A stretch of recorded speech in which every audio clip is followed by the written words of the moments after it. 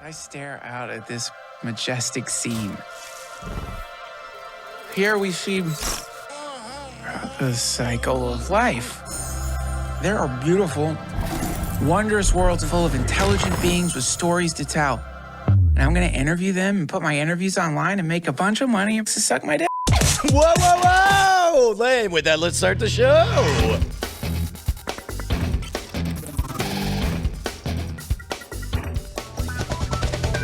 Welcome to Cordkillers, the show about watching the stuff you love when you want, where you want, however you want. I'm Tom Merritt, very disappointed that the opening video stole my business plan. Who are you? I'm Brian Brushwood. Also, it's a shared business plan. We have co-ownership, and if we ever get divorced, then we're going to have to fight over the rights of it. That is is it a Netflix show, Bryce? Yeah, it's a new adult animated series from Netflix and Pendleton Ward from Adventure Time. Adventure Time, yeah. What's funny is Pendleton Ward was the words that got my attention immediately, but then, of course, the moment you look at it, the art style looks very reminiscent of Justin Roiland's art style for Rick and Morty. Sure. Feels very Adult Swimmy. Also a little like Super Jaily, if you ever saw that. Yes, and but mainly my ears were like, what? And I realized, are you familiar with Duncan Trussell, the voice who narrated it? No, but I forgot to include that. Yeah. He's a podcaster, right? Well, Duncan Trussell, I mainly know from Harmontown. And he, I believe his podcast predates Harmontown, and he was part of the force that got Dan Harmon to do that whole thing. Oh, cool. I'm really, really excited about it. Every time Duncan's on, it's a delight. Nice. That's called The Midnight Gospel. It's coming April 20th to Netflix. Well, since we're talking about podcasting, let's bring in our guest, super producer Jennie Josephson. Welcome back to Cordkillers. Hi. It's wonderful to be back. And long overdue. Jennie has been at the same time as I leading the charge online to browbeat the movie industry into releasing some of these movies that nobody can go out to the theater and see online. Right, Jennie? Give us our day and date. What does that even mean, day and date? We're going to find out. Yeah, maybe. In fact, that's what we're going to talk about in part in our primary target.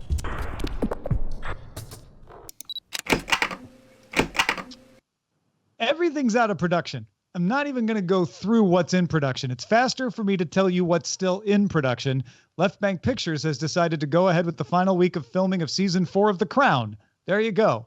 I'm sure there's a couple other things, but most everything is out of production. In fact, season 4 of Fargo will no longer premiere April 19th because of the suspension of production on that show. Production had only been completed on 8 of the 10 episodes.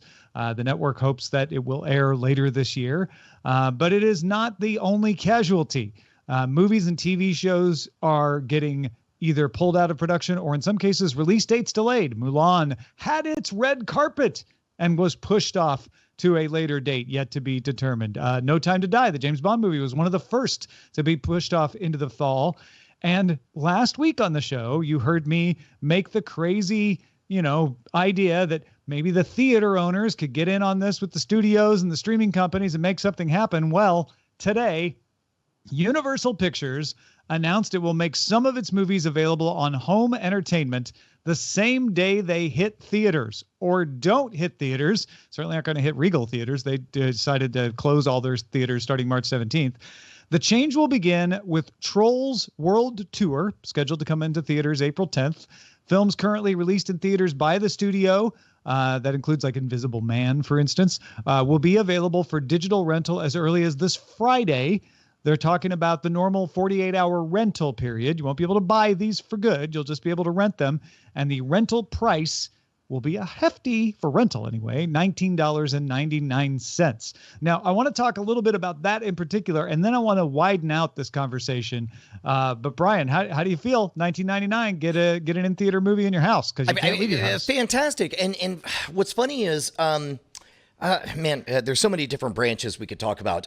For one, I'm so disappointed that I didn't hear your rampant speculation last week because I was, ironically enough, out sick. But I had that exact same thought like 3 days ago. Like, what are things fundamentally that may change as a result of, what the next 3 months look like as far as worldwide self-quarantine being the new norm? And one of the thoughts was day and date, but I guess you already called it, man. Congrats. I mean, I thought the theaters would get in on this. It doesn't seem like it. It seems like Universal has just told the theaters, look, you're going to be closed anyway. You can't hold us to a 90-day exclusive when most of your locations are that's closed. interesting. Jenny, what do you So make of they this? were basically able to cry contract default in that moment, where it's like, hey, I mean, man, I don't our know. agreement. I don't know that at all. I'm just speculating, but the theaters aren't mentioned in the stories that I'm seeing about this. Yeah, but certainly that would be implied in the between the lines negotiation. Is like, hey, man, we've been holding this window holy for you on the assumption that you could, show our movies. So if you can't do that, then we're just gonna Act of God clause. well, and as a matter of fact, I have been seeing some like legal disputes over what constitutes force majeure on that stuff. Mm-hmm. So, okay, can I spill it? Can Yep. I spill some things? Yep. Please do. Okay. So, first of all, Luke Johnson on Twitter happened to ask me after I tweeted about day and date release what that actually means. And so I want to just back up for a second, which all the Cordkillers folks know, but in case you're joining the show for the first time because you're at home, day and date release, I could not find the etymology of the phrase, right? So it's just one of those Hollywood phrases that means when a film becomes available in theaters, DVD, and VOD all on the same day. It's also known as simultaneous release, but Let's not ruin. We can only ruin so many things at once. Let's not ruin that idea. No. So the most important thing to know is that studios want this. This is something they're eager to try. Will people pay money for a product? Great. Let's give them another way to do it. As you all well know, theaters know. In fact, I went back when I was looking to try to figure out what day and date meant to 2015. Where streamingmedia.com had an interview with an analyst, and they were asked whether he saw a future for day and date movies. And the analyst said, yeah, I do see a future, but only if we all stop going to the movies. And literally yesterday was the first day that we all stopped going to the movies, although I bet you like a bunch of people did. But this is the moment that day and date advocates have been waiting for their whole life. Grim circumstances, but they are going to take advantage of it. Universal will definitely not be the last. Let me push back on this just a little bit, because what we've always hoped for on this show was a day and date release of what we like to call in the business a good movie. and I'm not sure Shots that fired. this story is built on that, because previously what Hollywood has done, I remember like Tower Heist was one of the first day and date releases where you could rent it for $50 the day it was in the movie theater, and I forget some of the other examples, but in general, they've not been cool unless it's been like a Netflix production or an Amazon Prime production and they're trying to get Oscar consideration or something like that. Or a Magnolia's. Magnolia's had some good movies. Magnolia's, Mark Cuban's sort of subsidiary company that is like a film distribution company, has certainly released a bunch of independents that way because it just made sense for them, right? And I think they are probably the leaders in the space. I'm not even going to go into all the companies that tried to have a box that did this for $50 a movie, but I really do think like once you do this, nobody's releasing the next Star Wars movie or the next Star Trek movie day and date. Like that's still not going to happen. But for a long time, studios have been telling theaters, like, you have to get more creative about how you get people into theaters because we want to do this. We want to say not every movie is coming to your theater. Not every movie should come to your big theater, right? And I think it's a really good thing, and I think they should do it, and I think they should never go back, and we can all go see the next Avengers movie in the theater. To be honest, I think that the pressure will be upward. I would like to believe we'll live in a world where Mandalorian Season 2 comes out and Season 3, and then maybe they start kicking off the season with a 2-hour event. They don't ever call it a movie, because heaven forbid it should be judged as a movie of its own right. But then all of a sudden it's like, would you rather watch episode 1 of Season 3 of The Mandalorian alone in your home, or would you rather watch it with a bunch of screaming people with plastic lightsabers? You'd, of course, rather go kill yourself. But the point is, I think that the whole definition of what the movie-going experience is changing right now. Absolutely. Yes, and the theaters have to put up with this right now. The theaters are going to lose this money either way. They really can't make an argument that says, hold on, don't break the 90-day window because it'll hurt us, because they'll hurt anyway. So my guess is the people who will go to the theaters, the few theaters that are open for as long as they may stay open, would probably go anyway because they just want to leave the house. It's that compelling. It's not because they had to see a movie. And when this is over, the theaters are going to apply all the pressure in the world to say that was temporary. That was a worldwide pandemic. You don't have that happen anymore. And so we're not going to let you go of the 90-day window. I don't think this helps us make any progress, or at least I'm not seeing how this shifts things where the theaters can say that unless they just go out of business. I mean, I'm hearing the words you're saying, Tom, but I'm mainly translating them into Brian's right. These are not good enough movies to be a proper test case. Oh, no, I don't think that's the case. Invisible Man made $64 million. This isn't about the quality of the movie. This is theaters saying, we want these receipts. Obviously, we can't get them during a time when we're not even allowed to open in a lot of regions.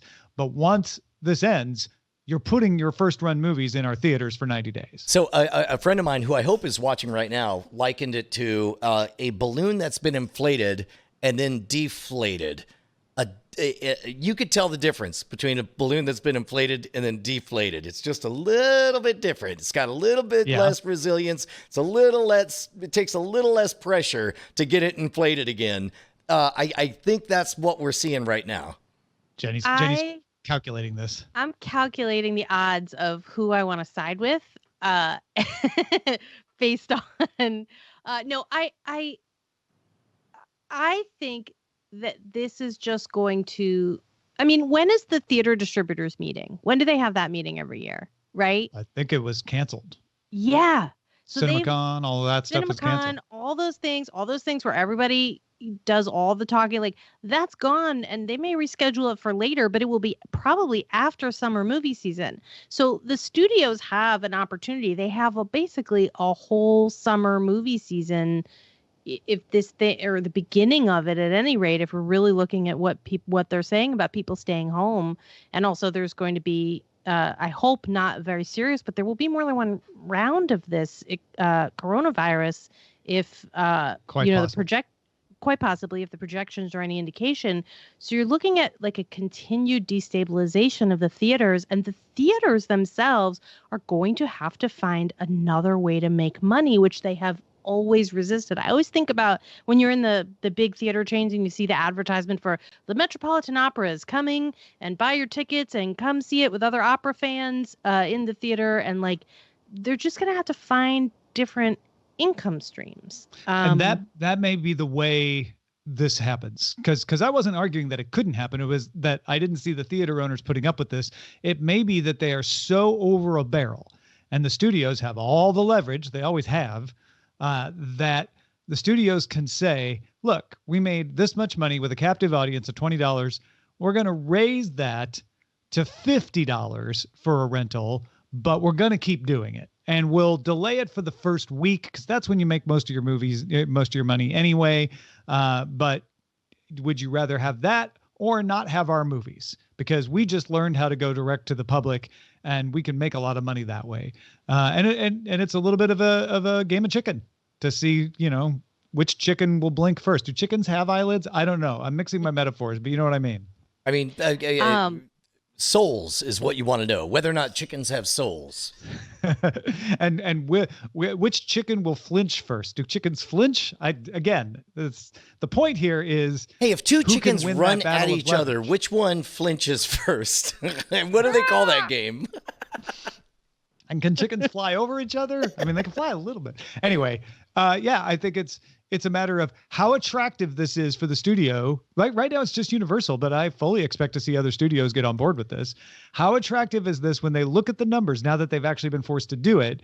And how much are they willing to push the theaters to say, you need us to survive? Well, you barely have survived this, and we will help you, but you have to give. Here's the other thing too, is how quickly does it become perceived as culturally insensitive to do such a crass thing as to screen a movie publicly, thereby attracting more than 10 people or 15 people or 25 people to the same place. Like when all of a sudden it's like, hey man, movie theaters, we love you, but we can't be seen smoking with you. It's gross, and there's a negative stigma about it. We can't be seen doing this. The responsible thing is we have to do everything day and date. Sorry. Yep. And also, like a thing that's different even between 2015 and now is how easy it is to get the files over to all the streaming platforms. Like, it's not a drama. They do it every day, right? You take a big file, you could press it down to whatever the reasonable size is. You send it to the 6 to 10 to 15 streaming platforms that support rental on demand, and it's done. And they have all these contracts and all these relationships, and it's not an unknown thing that they don't know how to do. So it's really just, this is the opportunity that they're going to use to do it. I mean, I know there's a couple of folks who work in the industry who are like, well, it's not quite that, but Jenny's point is still valid, which is you can do it now. It's not like, oh my gosh, we don't even know how to do this. It's certainly less hard now than it's ever been before. How about that? Yeah. Yeah. And it's contracts. It's not, the mechanism is no longer the problem. The relationships, that there are enough platforms that do TVOD, you know, there's a template for it. There's a template for it. It's the contracts, right? Mm-hmm. What are all the contracts? What stars have? Like, this is the thing that allows them. We were talking about force majeure. The movie studios can say, look, we're in an unprecedented situation. Do you want to make any money off the back end of this movie? It's going to VOD, and that's the end of it. But in a normal situation, I don't think the whoever Julia Roberts is these days, whatever the Julia Roberts equivalent is in the movies, or Tom Cruise making another Mission Impossible, or even, I don't know, Scarlett Johansson, whose Black Widow is coming out real soon and possibly still in the closure window, what they're going to have to say about it, because those are really the contracts that matter almost as much as the movie theater contracts. Well, folks, let us know where you think this is going to end up. Cordkillers@gmail.com. In the meantime, man, are we more thankful than we have ever been. And we have been pretty darn thankful for your support on Patreon. Ooh, good goggly doodly doo. Man, oh man, is entertainment in a weird space right now when all of a sudden we're all sequestered. Many of us by our own choice, because we're self-selecting to quarantine. Other people are creating content. And in an alternate universe, we're a live touring stage show. And man, would it be difficult. But luckily, we live in this universe where it's much less difficult because of the fabulous support of our 1,000 plus patrons over at patreon.com/cordkillers. You guys can keep us loud, live, and independent as we bring you the hottest, latest, tippiest news of how to watch what you want when you want on any damn device you please. Thank you to all of our patrons at patreon.com/cordkillers. Let's talk about how to watch. So for today, there are a couple of hardware pieces of news, and we'll get to those a little later in the show. But we know now more than ever, there's a lot of people sitting down at home wanting to stream some video. So I thought we would all kind of just go through our general setups.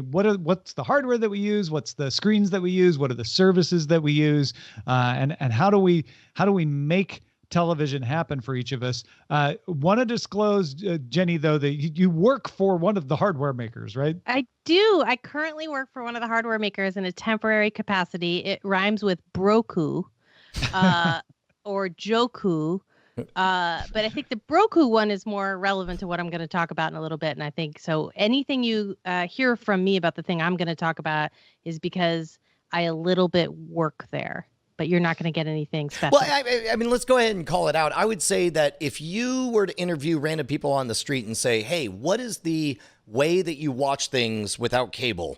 I think Roku is pretty well dominant in that category. Almost everybody knows Roku. Once both of my parents and my parents-in-law knew the word Roku, I knew that it was over. Roku had established itself as the dominant figure in that category. Yeah, you know what's really, really easy to use? This remote. Yeah, what do you do with those 4 buttons on the bottom? Oh, I can't tell you anything about those 4 buttons on the bottom. And I also want to make it super clear. Let me make it super clear. I ain't talking for this company. I am talking to Jennie Josephson, member of the community, who just happens to be spending a little time there and will tell you something that you probably already know just by looking at the UI. Sure. Let's get into telling you some of the things that we do so you can use those. And Bryce, you did a great job of describing your setup. Let's start with you. Oh, okay. So I use an Apple TV for most of my viewing. I watch a little bit on the desktop, but Apple TV and I think if you're looking for mobile, I think the iPad is really strong. I like the iPad Mini with the foldable cover, so you can just put it down somewhere. As far as storefronts, Movies Anywhere is great because you know that anything you buy in there you can see on most any other device because they have the apps available there and they have a lot of studios partnered up with that. JustWatch.com is fantastic if you are looking for a show and you don't know what streaming service it might be on, or if you're international and that stuff gets even more complicated. PC watching tip, the Netflix app on Windows 10 has 1080p support. This has been an issue that I've had recently where you can't get 1080 on Chrome. You can get it with the Windows 10 app. And consider buying your shows instead of subscribing to like a service. I ended up buying this season of Better Call Saul because it would have been $35+ a month to subscribe to Sling for 3 months, or I could just get spend $20 and get this whole upcoming season in HD. So that's the downside is you don't get it till the next day. Right. The upside is you may be paying less than Philo or Sling or something like that, probably are, and you don't have to fast forward through commercials. Yeah. When you have to work any of those DVRs, you realize like, oh man, ad-free, like natively ad-free is a premium worth paying for. The worst part about the DVR experience is like you go bloop, bloop, bloop. And even if you're doing 10 seconds and it's like showing you 10, 20, 30, 40, 50. And then you're up to 2 minutes, 10 seconds, 2 minutes, 20 seconds. And then you think to yourself, surely they're out of ads by, nope, they're still going. And then you're 30 more. And then 30 more. And then you're like, what is happening? And some of those services... And then later on, they do the like 2-minute ad break, and you've been trained to do 4 now, and you're like, crap, I went way too far, and now I got to back up. And some of those services don't allow you to fast forward or rewind during DVRs in some cases. That's something I'm seeing more or and they more. have weird rules of when you can do it, when you can't. Or Hulu Live has some commercial breaks you can fast forward, but others you can't. Yeah. It may be worth it to just pay for the season outright on the storefront of your choice. So that's some of my stuff. So I would say of all of us, I've been the most outspoken as far as the PC side of things. I really just try it on for size. I know most people want a device for the living room. My living room is too cavernous. It's too echoey, and whatever is being played in the living room echoes throughout the entire house. So we have a spare bedroom that used to be our studio, and there's a TV mounted on the wall. It is astonishing how easy it is to just plug an HDMI cable into your PC and then just set it as the sound device as well. Yeah. I highly recommend it. And to double down on your consider buying your stuff, there is the consumer part of me that bristles at the idea of buying television episodes that I know I'm only going to watch once. But from a practicality standpoint, having the commercials snipped out is super, super easy. But also my advice to everyone is cancel everything. Cancel everything, full stop. And the moment you want something, just buy it. Just buy it. And I double dog dare you to somehow spend more money doing it that way. You won't. Spoiler alert. Yeah. Well, because you'll reduce the number of things you watch because you won't want to watch them because you don't have them. You'll have to buy them. And then you find out, well, I'm actually not reducing the number of things I'm watching. I'm reducing the number of things I think I could watch. I use live TV for sports and news. I almost never use it for DVR anymore simply because it's such a pain. And also Hulu Live doesn't have AMC, and a lot of the stuff that I want to watch is on AMC. So much of the other things I watch are on Netflix, Disney Plus, Hulu's on-demand service versus Hulu Live's DVR. That I just find it only necessary for live content now. What about you, Jenny? Before we go to Jenny real quick, I just realized, Tom, you broke one of my long-standing truths. We've talked about the complications of sports contracts with cable and over-the-top networks and stuff.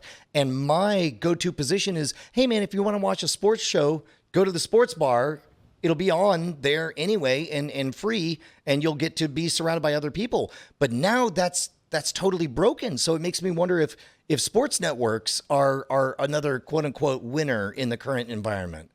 Well, no, because there are no sports games. Well, so sports they is can't okay. show you anything Well, right okay, now. that solves it. Never mind. Dial it back. What about you, Jenny? So give me the parameters of this how to watch segment. Tell me what I should be telling people to watch. Imagine all of us for the first time are alone at home, and we're having to encounter like, whoa, how do you guys do it? How do you do it? Yeah, what's hooked up to your TV? Okay, so up to my TV, I have like 16 Rokus, and that's only for work because we like to see things in different ways, right? So I have all these different devices to show me different aspects, right? But I have an Apple TV, I have all the Rokus, I have a PlayStation 3, which has a bunch of things that you can watch on it too. And then I, of course, have, because we get a lot of screeners, I have the DVD player. I am not a cord killer. We still have DirecTV, and we always will. Why? I don't know. It's just there. And that's something I wrestle with all the time and didn't think I should be allowed to be on the show because of. But one thing I really like is the proliferation of free ad-supported content that's good, right? So this has been for me a development because I just always thought like you have to subscribe to the standalone app, right? Or you have to buy the movie, or you have to buy the season of television, which is one way you can do it. But the other way you can do it is you go into something like Tubi or Pluto or all of these things, or I don't know, there's this funny little app called the Roku channel, paid advertisement, where there is a huge selection of free movies. They're all free and they have ads in them. And like, they're your Steel Magnolias, they're your Rudies, they're the movies that draw you in and make you want to watch it. I think there was The Saint, the Val Kilmer version of The Saint was on the other day. I was like, oh my God. And I don't find the ads so bad when you're just sort of like doing a mild passive watch. And then there's the TV shows, like there's Sanford and Son, if you just wanted to go dive back into your 70s childhood, you know?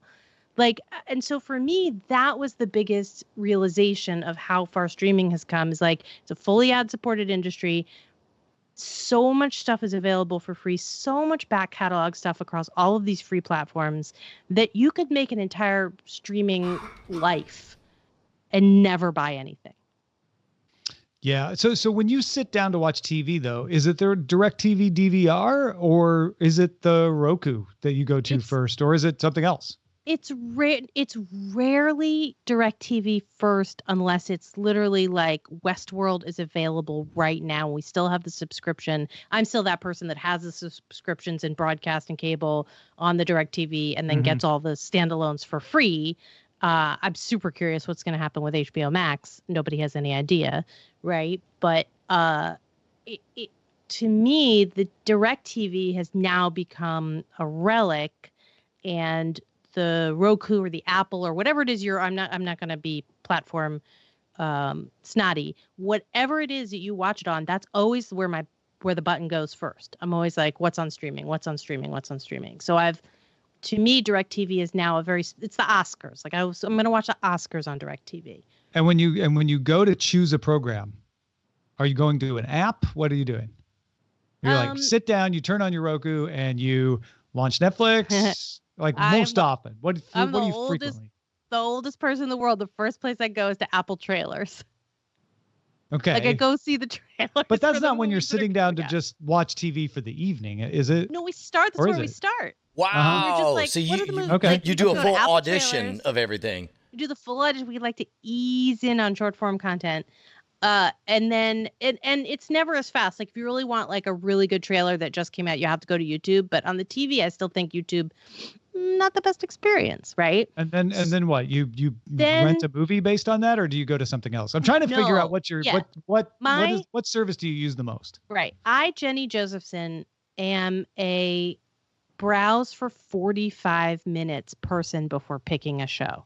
You Now, I derive usually will- as much joy from the shopping as Yes. the buying. Okay. I'm a shopper. Yeah. I understand you and your ilk exist. I derive the maximum amount of joy from not even thinking about it and just showing up and saying, I don't know, do I even have to choose? Somebody just hand me something. That's fascinating. Tom really wants an answer. Tom really wants an answer from me. And the answer is yes, I do generally go to Netflix first because there's always something new there and I'm always going to watch it. I think I go to Hulu less now. And I really wonder about Hulu is at some point, are they going to decide that they need to do things differently? Are they going to become a different kind of streaming platform where they think they're like, the way I judge streaming platforms is, do they let you browse ahead of subscribing to them or don't they? And if they don't, that means they think very highly of themselves. And if they do, it means they know they have to win your love, right? And so Hulu right now is a service where you just have to subscribe because they think they are enough, right? And I wonder, in my heart, if they are going to become like a browse service sometime in the near future, just based on all the competition that they're getting between Disney Plus and Peacock is coming and all these things. And I'm super curious about what's going to happen there. They still have very strong content. They don't mind the competition from Disney Plus since it's the same company, so at least they got that going for them. And that's the idea. Viacomer, you'd be amazed at how mad divisions get at each other. Sure. Of course, on the internal, but on the external and on the balance sheet, they're going to use Disney Plus as a way to leverage selling Hulu. You see that when you log into Hulu, it says Disney Plus, Hulu, bundle. ESPN Plus, right? Yeah, they have fun. So I think that's the future of Hulu is it's FX. And Disney, it's the adult version of Disney Plus. Disney Plus is for the family. Hulu is for the adults in the room, and ESPN for sports. That seems to be the way they're positioning them. Here's my question with Disney. Where are the Touchstone movies? Who gets Touchstone? I don't know. Yeah. Where are they now? I don't know. Does anyone know? Where did my Touchstone movies go? I didn't know that was a question. I hadn't been looking for them. They're not on Disney Plus, that's for sure. But they were the division of Disney that allowed you to see a more grown-up movie that was still Disney values, right? And I am super curious who's going to get that. Maybe it'll be Hulu. Maybe that's where they'll get their stock of movies. Yes. Go ahead. And then the thing I do is not only do I shop, Brian, but I now analyze. Like I look and I see, how do people display their content? How do they tell the audience what the audience wants to know? How do they, within a very limited way, like none of these platforms have a way of talking to you, right? They have to give you all the information in squares and circles, right? There's no scrolling text. There's no, sometimes there's a sizzle video, but there's not a lot of ways to convey information. So I'm always looking at like, how are they talking to the audience when they can't talk to the audience? And that to me is a fascinating thing. Just real quickly before we move off of this topic, I wanted to mention, and Bryce, you mentioned it, that I just typed in who streams Touchdown Pictures, and it took me to Hulu. I don't know what that means. I think that's I googled Signs and Unbreakable, which Wikipedia listed as Touchstone Films, and both of them Google says is via Hulu. So you probably there you go. could Maybe guess it. Or check justwatch.com. But I wanted to mention Apple TV's Top Row, because that I have a Roku, an Apple TV, and a Mac Mini hooked up to my television. And those are the three ways I watch stuff. And over time, I've started to use the Apple TV more often because that Top Row always has the next thing I want to watch. The way Apple TV works, if you don't realize it, is the Top Row gives you the next episode, no matter what service it comes from, as long as that service has allowed Apple to pull out that information from the app. So if I watch Westworld on HBO, the next time there's a Westworld, it'll pop up in that Top Row at the very front as the newest episode. And then everything to the right are older episodes that I haven't watched yet. And it keeps track of everything on HBO, on Hulu, on Viki, on used to keep track of PlayStation Vue. That was really nice. Doesn't do that anymore. But it does do Hulu, and it does do several others. It does not do Netflix. So I have found myself, coincidentally, watching Netflix less because I forget it's there. I don't even know what the services are. I go to the top row and I'm like, oh, there's that episode of Cheers that I want to watch because I'm making my way through the backlog of Cheers. And interestingly, they used to launch those on Hulu, but since I subscribed to CBS All Access again to watch Picard, it started launching them on CBS. And the only way I found that out is when I went to swipe up to see the episode information, it wasn't there. I had to press the menu button to get the information. And then I suddenly realized, for how long? I don't know. I'd been watching Cheers on CBS All Access, but otherwise the interface didn't change for me. I saw Cheers up there. I pressed it. It took me to the next one in order.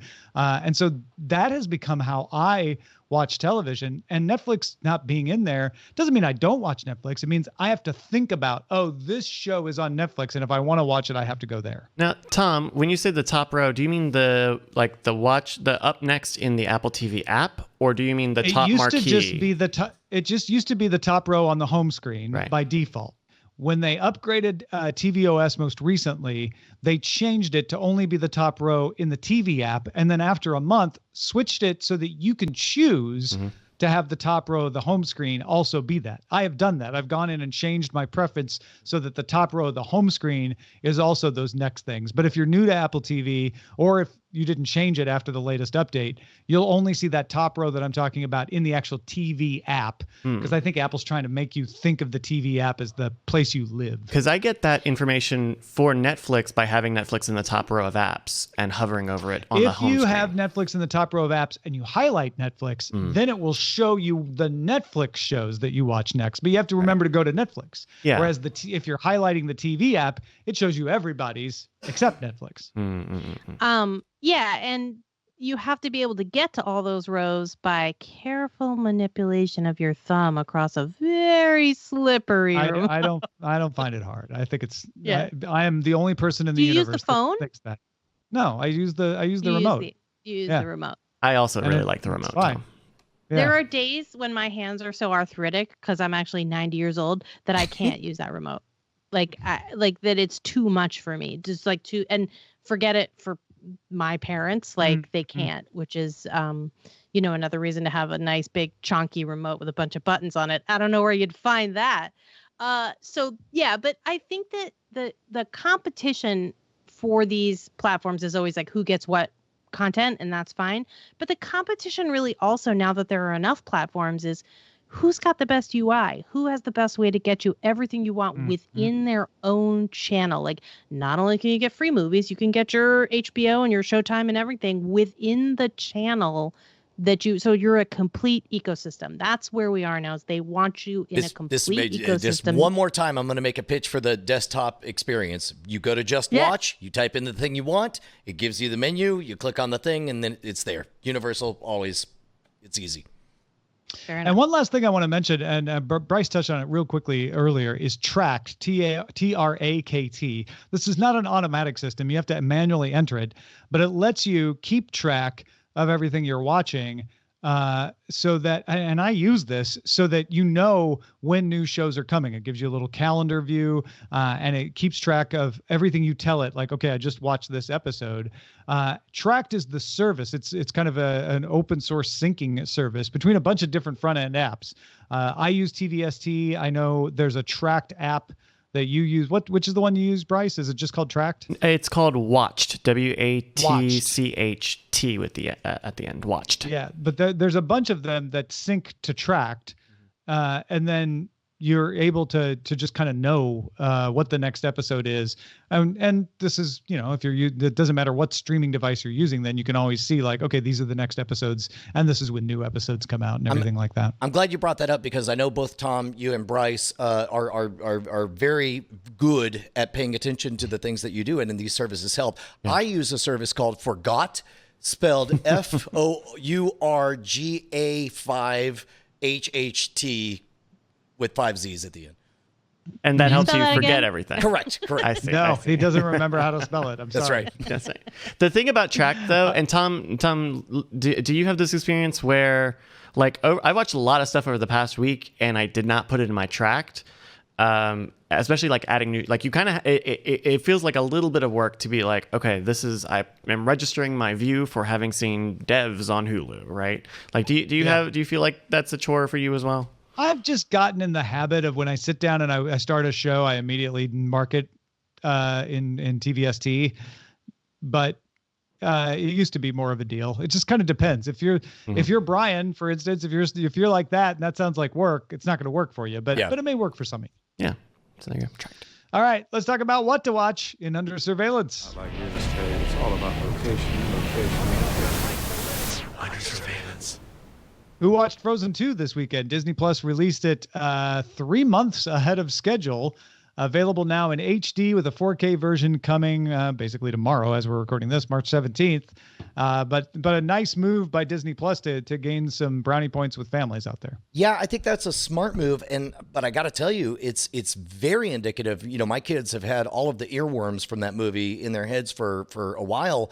And the mere fact that I haven't heard any of those earworms over the last week tells me that they've all kind of moved beyond Disney Plus, because my guess is if any of them were tuning in to Disney Plus, they would, have that thrown right in their face. So I'll ask them when I get home tonight whether or not any of them even noticed that it was out. I know my niece was definitely taken by it. She was watching it all weekend, so I think they got some views. Jenny, did you end up watching any of this? We were the schmucks that got it and rented it for $5.99 about 30 minutes before the press release came out. On Sunday, and it was okay. We were okay with it because it was a really fabulous movie that we hadn't seen yet. A rare instance where we didn't see a Disney animated or Pixar or anything right in the theater, and it was so great. I mean, we almost didn't want to see it because the first one was so great, but I just loved this movie. Also, Star Wars The Rise of Skywalker became available Saturday. That's only a few days ahead of its scheduled release, which was March 17th. And this is not on Disney Plus. This is just digital. So you had to go to a store and buy it. Jenny, you must have, right? I'm sorry, what movie was this? This was Star Wars. I'm kidding.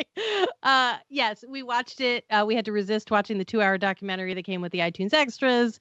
It was funny because they said, the press release said it's coming on Fandango. And I was like, it's got to be coming to all these other platforms. And so I just kept refreshing Apple, because that's where we were. And lo and behold, there it was, Rise of Skywalker, all the iTunes extras. And it was really great to be able to freeze it during the scene of all the ships at that part with all the ships. I don't know. Are we still not worrying about Star Wars spoilers? They're ships. Yeah. That's it. You heard it here first. A lot of ships. If you didn't think there were ships in the movie, yeah. And it was really great to be able to sit there in our give up machine, which is what we call our reclining leather couches with the dual recliners. It's great. So yeah, loved it. Watched it. Was really happy. And you can just see, if you look at this pattern, breaking the release date rules. They're just getting in the habit of being more aggressive with their product, not adhering to these sacred rules of what's a non-simultaneous release. Yeah. Well, all bets are off. All bets are Windowed. off right now. Windowed, Everything. Yeah. The rules of the game have changed. We have some normal news in here. Netflix renewed Queer Eye for a 6th season to be set in Austin, Texas. Season 5, which takes place in Philadelphia, is scheduled to arrive this summer. Brian, you guys going to try to get on? Sorry, I'm too distracted by the thought that there's a new euphemism for when you can't achieve simultaneous release. You can explain that it's a windowed release. I'm so sorry, sweetheart. We have a 90-minute window for simultaneously. We can't day and date this. No, that's great. Anything that draws attention to my favorite town is good news by me. Yeah, I remember seeing on the Austin Reddit that they were starting filming soon. So I wonder if that's going to be affected by some of these production delays. In fact, I think it is, right, Tom? Because Netflix shut down almost all their productions. I think so. But yeah, this was just last week that they renewed it. So yeah, the production, the release date, that definitely is going to change. But they are going to give it a 6th season. Apple released a trailer for the animated series Central Park, arriving May 29th, at least at this point. It's about a family living in the famous Central Park that you may or may not have heard of.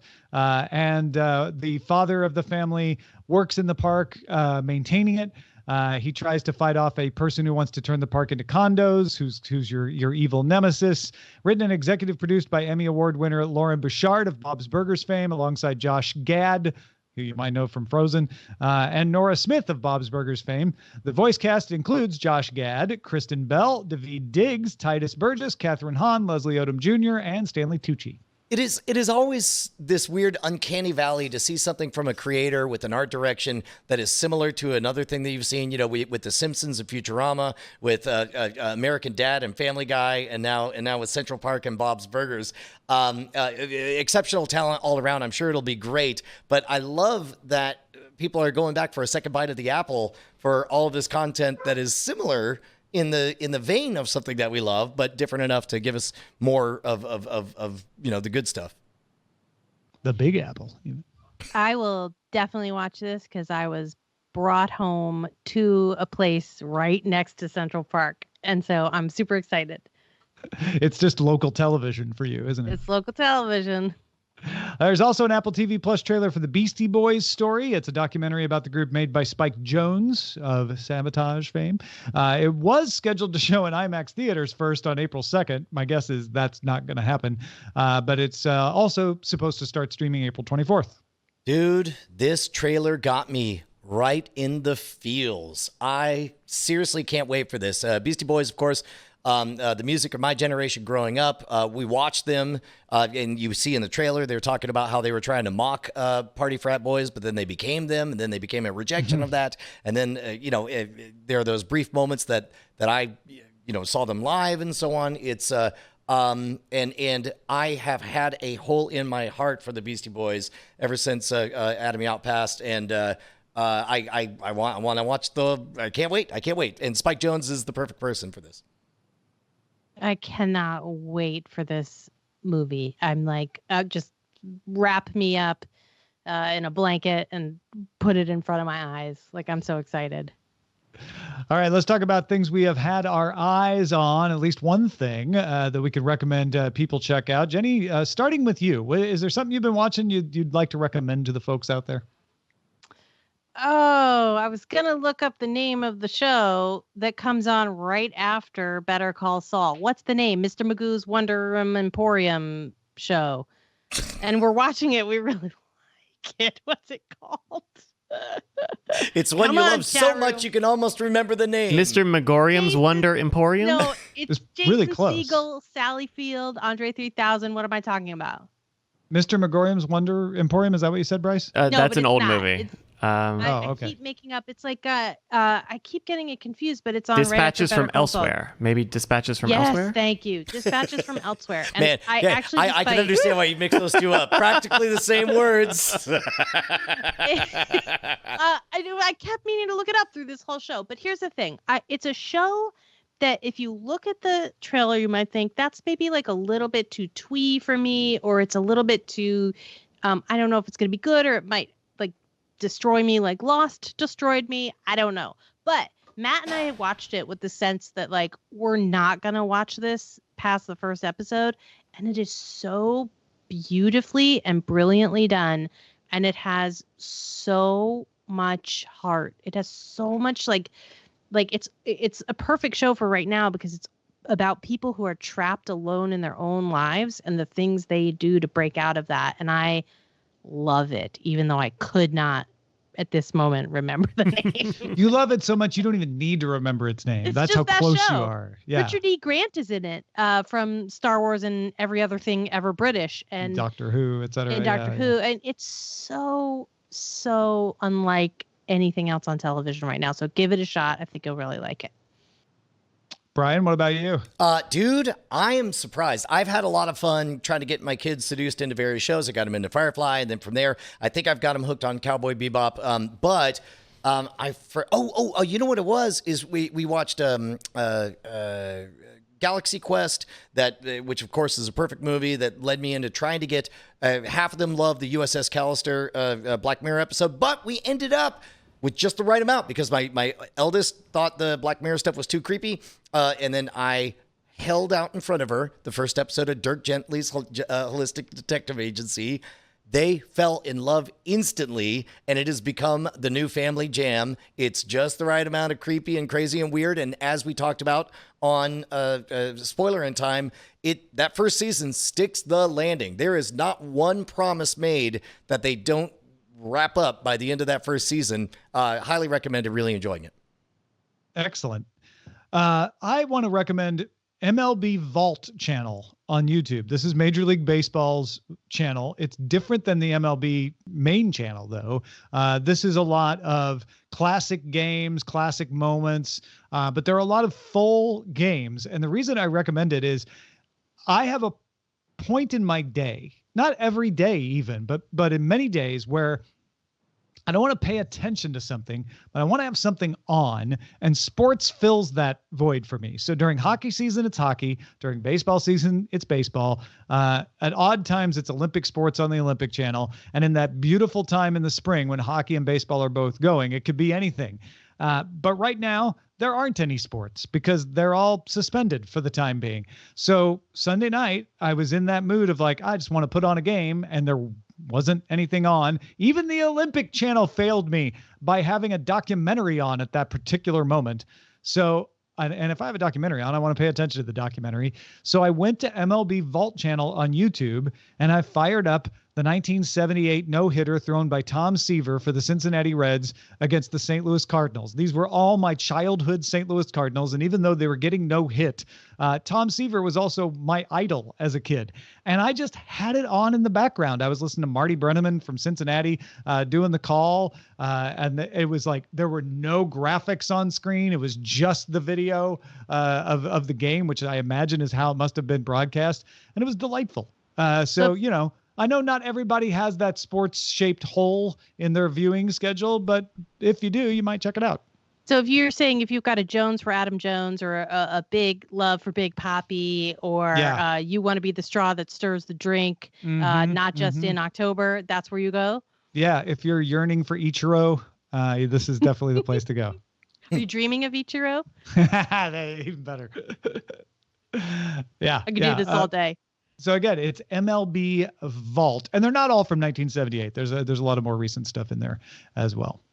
All right, Bryce, what should we be on the lookout for? Hey, everybody. The Westworld is back, everybody. Westworld's back. Season 3 debuted last night on HBO of Westworld. This season kind of takes us out of the ruins of Westworld and into the futuristic real world where the humans live.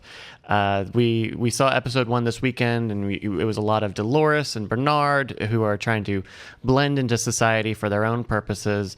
We also meet Caleb. This is Aaron Paul's new character, who is a war vet, similarly struggling to assimilate into society by doing this construction job where robots are threatening to take it over, and this illegal sort of contract work via an app, this very like sort of racy sort of app. So I mean, from what we've seen so far in this first episode of season 3, it seems a little more straightforward. Maybe a little less mystery and a little more action and thriller, which I think is great. And if you haven't seen the show yet, I think it's a good time to start watching the show. We found in both season 1 and season 2, at least when we were done watching them week over week, that we probably would have liked it better if we binged it all or could watch more than one episode at a time. And so, if you go and try that, why don't you let us know, cordkillers@gmail.com. We'll be telling you more about this week's episode on its Spoilerin time. I think, right? Yes. Yeah. Are we holding back our feelings about it until then? Tell me your feelings. What's your feelings? No, don't tell me your feelings. No, okay. Oh, well, you can tell me your feelings. Just feelings. No spoilers.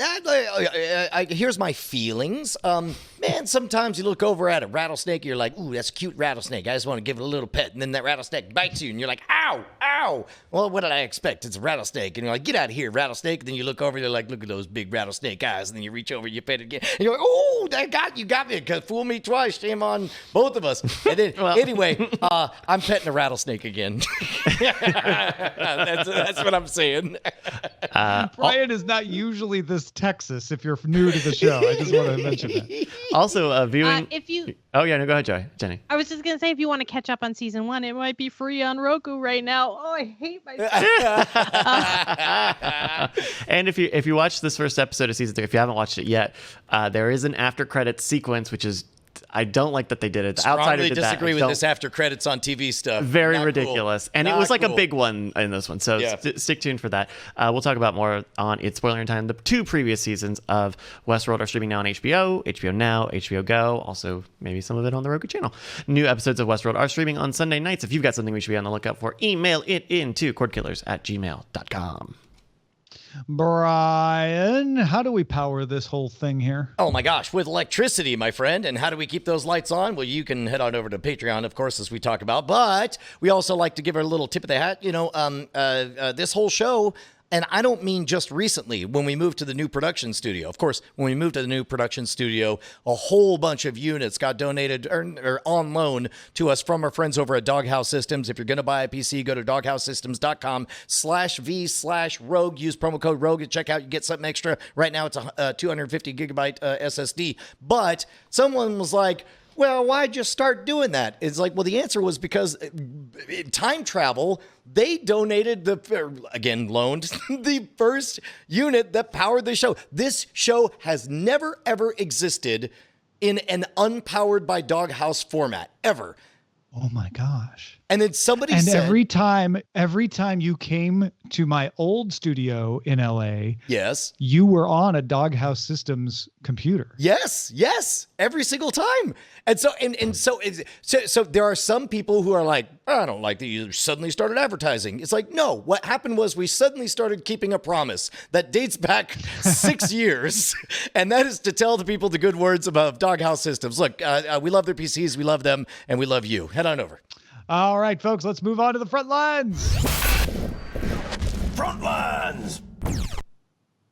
Protocol reports that according to multiple sources, the license for Google's Android TV operating system includes a provision that prevents companies from using forked versions of Android, like, for instance, Fire TV OS, which is made by Amazon. If you want to sell a device with Android TV, you're basically not allowed to also sell a device that has Fire TV. This is part of the Android compatibility commitment. And breaking that agreement could result in an operating or original equipment manufacturer losing access to the Google Play Store, to the Google apps for all of its devices. So if the company also makes phones, they would lose it on their phones. That's a big deal. The Android compatibility commitment allows for device makers to build their own Android versions, so they can put skins on it and they can make it look all pretty, but must follow Google's requirements in order to continue to get Google Play stuff. The commitment applies to all devices made by an OEM. That means that if you want to put Fire TV on your Samsung TV, which Samsung doesn't do this, but let's just say they did, they wouldn't be able to put Android and with Google Play on Samsung phones. Google previously announced it had a deal with 6 out of the 10 smart TV manufacturers and 140 cable TV operators to use Android TV. By the way, there used to be a part of the commitment that applied to phones specifically, saying the same thing.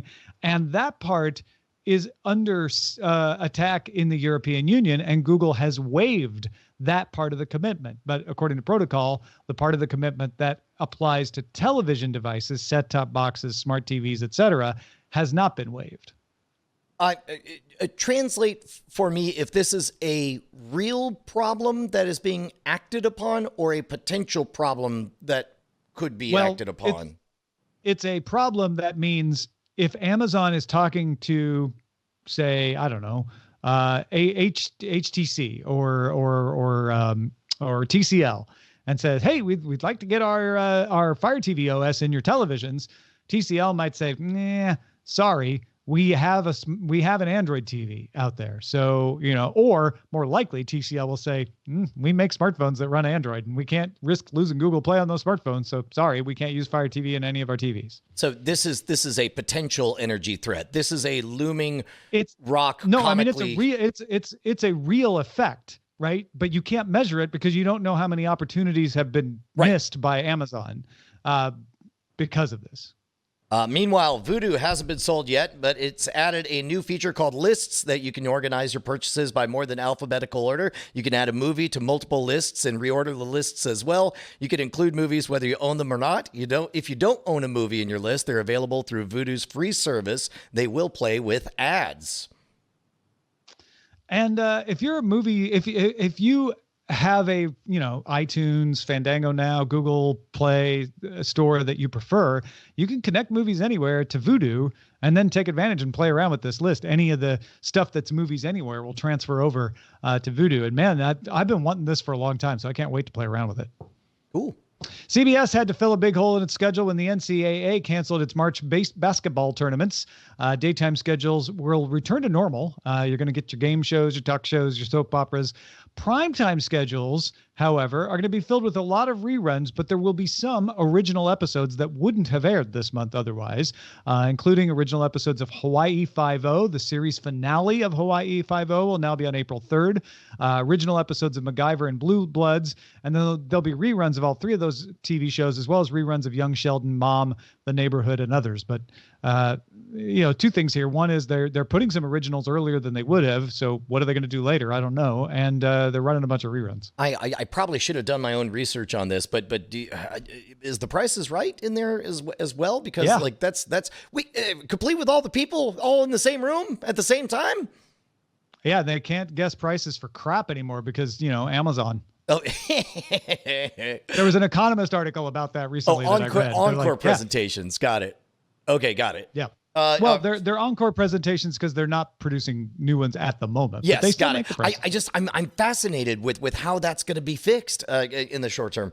French pay TV outfit Canal Plus announced it will be free for all cable TV users during the country's lockdown, and paying subscribers will get access to all subs, including cinema, series, youth, and documentaries. The jaded part of me wants to say, yeah, sure, hand out coupons at a time of distress, but another part of me says that's a genuine good. You got a bunch of people locked up who want to do something with their attention. Would you take Merci, Canal Plus. That's what I was. That answers my question. NBC is also launching NBC News Custom Productions, an editorial unit charged with finding ways to pair advertisers with content. CNN and Fox have similar operations. The idea is not advertorial. It's not vendor video. The idea would be to create content the editorial unit would develop independently, but get advertisers to fund it. So as an example, there was a series called Mavericks, which was interviews with influencers and entertainers that was sponsored by General Motors Cadillac. So it's not, let's make, the GM wants us to do a series. Let's do a series on how safe Cadillacs are. It's not like that. It's more like, hey, we're going to do this newsy thing, and then who wants to fund it? Who wants to attach their name to it? Yeah, that's awfully close to how much of new media has been over the last 10 years. But then when it comes to an editorial position, there's my desire for a double blinding effect on there. I think I'm fine with this. I don't know. Jenny, you seem to have a take on this.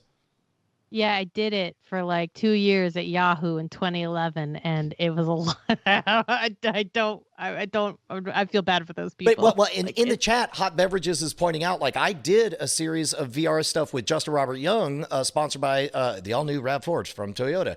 I can't think of how my opinion of swimming with manatees was changed by it being RAV4 sponsored. Although I do know that when we carried our wetsuits, I waved my foot underneath the door to get it to open. So I don't think this could be very insidious. My serious answer is that it just has to be content that people really want to watch, because if it's not, they're not going to watch it. And it doesn't matter how many influencers you have on it. They're not going to want to watch it unless it's really good. So that was my non-cynical answer. That was my previous eye roll. And whether they achieve it or not, that seems to be what NBC News is saying they want to do. Like, we want to make NBC News level stuff that will be more easily sponsored. So yeah, they're not going to do, the death of children from mines for this, right? They're going to stay away from that kind of stuff, but they're also not going to just do whatever the client wants. It's a tricky balance to strike. And 9 to 5 Google sources say Google plans to launch a second-generation Chromecast Ultra this year based on Android TV. The device, codenamed Sabrina, has the usual 4K Wi-Fi Bluetooth features in a dongle format, but will also include a remote with a microphone. A Chromecast with a remote? Well, now I've heard everything. Yeah, seriously. What's the world coming to? Well, we'll see if they actually have the parts to make that and release it later this year. That'll be fun to watch. All right, let's move to some dispatches from the front.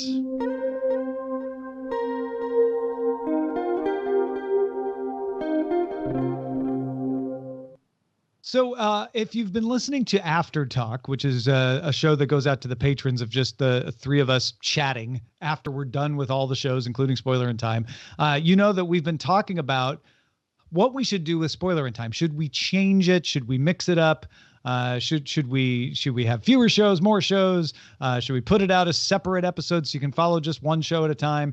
And we've been getting some really good and thoughtful responses to that. But Brian, this week we got one from Andy that I think we both like. It is so dead simple, and it takes advantage of a structural aspect of the way podcasts work that I think we had been overcomplicating this the entire time. And I can't think, if someone has a beef with this solution, we definitely invite you to explain it to us at cordkillers@gmail.com, because I think he's nailed it. Andy writes in saying, I'm currently sitting in the White Horse Pub in London, so I'm afraid I'm all out of American change. Boys, I think you're overthinking it. I don't disagree that the current version is suffering from some scope creep, because of course we're covering so many different shows. And some people listen to different parts. He says, I would do the following to streamline it. 1, 3 or 4 shows max, 1 library show plus whatever first runs you choose. 2, the YouTube version is 1 long show, which makes sense. We take about an hour to talk about these things, so post it as a YouTube hour-long video. 3, audio is carved up into discrete segments to put out, but don't bother with the top and tail for each. Don't act like, hello, welcome to the show, Spoilerin Time, this, that, and the other. Just at most 1 sentence to throw to the next segment. Put them all in 1 RSS feed, not separate feeds. Almost all users have a podcast app with a queuing system, and they can pull up the clips they want and pitch the rest. And that's the line. And he says, when appropriate, Movie Draft is also its own segment. There are so many podcasts that I download every single thing that comes down the RSS feed. And for example, our friends over at the Slash Filmcast, if I haven't seen that movie, if I'm not interested in a review on it, it's just like, zoop, no, yes, no, yes, no, yes, no, yes. It's so sensible that it blew my mind. Yeah, we kind of came up to a similar method on last week's After Talk, and I'm sure we'll talk about it more on this week's After Talk. I think that's not a crazy idea, but I guess we'll dissect it a little more tonight, huh? Yeah, I think it was really well put. And yeah, tune in to tonight's After Talk for more. In the meantime, Jennie Josephson, thank you so much for being with us. This was so much fun. I've missed you all so much. Yes, it was great to have you back. If people want to keep following what you're doing out there, where should they go? The best place is JENNIEJE23 on the Twitters. That's the best place. That's where I am. I'm saying lots of things. But I really feel like I cannot go on a show with Tom Merritt without talking about Let's Talk About Star Wars, where we are currently in a nice leisurely discussion of the 7th series of Clone Wars. And I, for one, am really liking it. More on that on letstalkaboutstarwars.com. Our website is cordkillers.com. Our email address is cordkillers@gmail.com. And we are live on twitch.tv/Night Attack, which is also carried on diamondclub.tv Mondays at 7 p.m. Eastern, 4 p.m. Pacific. Come join us. We'll see you then. Hey, Tom Merritt. Yes, Brian Brushwood. Know who I love even more than my own children? Your other children? No, not my wife. I know what you're saying. I love our $5 patrons. These are the people that keep us loud, live, and independent. Thank you so much, $5 patrons. You know what? I love them more than not life itself, because then I'd be dead and I couldn't appreciate them, but really, really, really close. And I'm so thankful that they are here to make this show happen. Thank you so much to all of our $5 a month patrons. You guys are wizards. You're champions. Thank you, everyone. You're heroes. Diamond Club hopes you have enjoyed this program.